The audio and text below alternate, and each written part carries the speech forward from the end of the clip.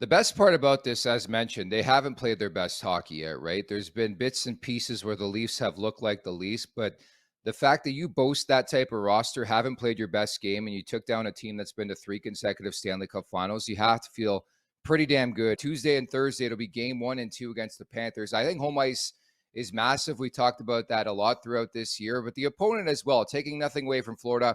They've been on fire. They've been excellent. The irony of this whole thing is that all this, Rosie, started that night late in the season in Toronto. If you do recall, I do think it was Brandon Montour who either tied it late or scored the OT winner, but Florida was dead to rights, man. They weren't going to make the Stanley Cup playoffs. And the irony of the fact that that game got them on a run to get here to take on that Maple Leafs team who gave it up to them. Yeah, too crazy, man. I mean, Florida's story the last year and a half has been pretty wild. I mean, from going from unprecedented success to getting swept and losing early and having their own choke, so to speak, in Yeah. last year's playoffs, and then this year to barely make it and squeak in and look like they might miss the bloody playoffs, to knocking off one of the greatest teams statistically in the regular season in NHL history, and to knock them off. I remember when they got their first win in that series, and I was going, "Holy smokes, they got one on Tampa!" I mean, that's good. Maybe a gentleman's sweep, but maybe they can get two and make them,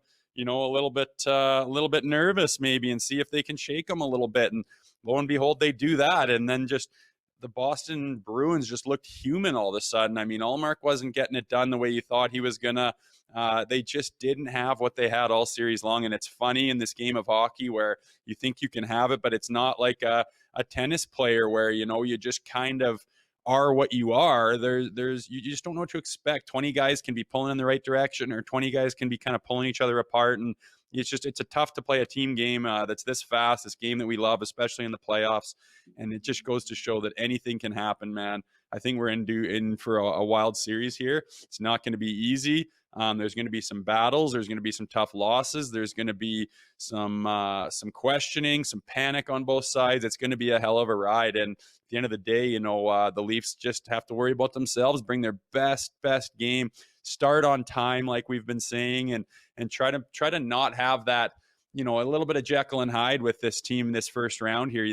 They can play a little bit of a stinker, like in game one. And I think that had to do with some nerves maybe. And then game two, just come out and absolutely dominate. And it's just two different teams Mhm. out there, and they need to figure out how to play that solid team where you got your game. You got to be able to figure out how to do that for as close to 60 minutes as you can in the playoffs. In theory, the monkey should be off the back of the Leafs, and that's why not to say that I expect them to play pressure-free hockey, but to a degree, I think they're going to play a bit more open. And finally, they comprehend and understand what it takes to finally win a series, and you get that monkey off your back. It should ignite this team a bit. At least my feeling.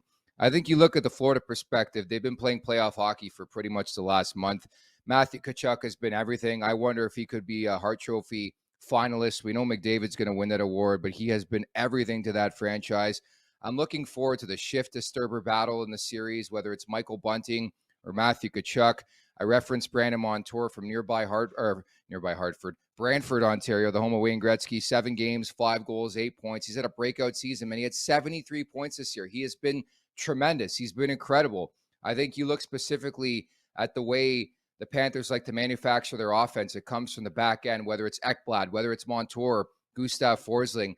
I think it's going to be a very offensive-minded series, and the first team to play defense could actually win this series. That's how I feel. Sergei Bobrovsky finds a way late in that series after Alex Lyons starts it. And again, we all know about Samsonov. We know about Toronto defensively. I think it's the team who can figure things out, the quickest defensively, I think finds a way to win this series.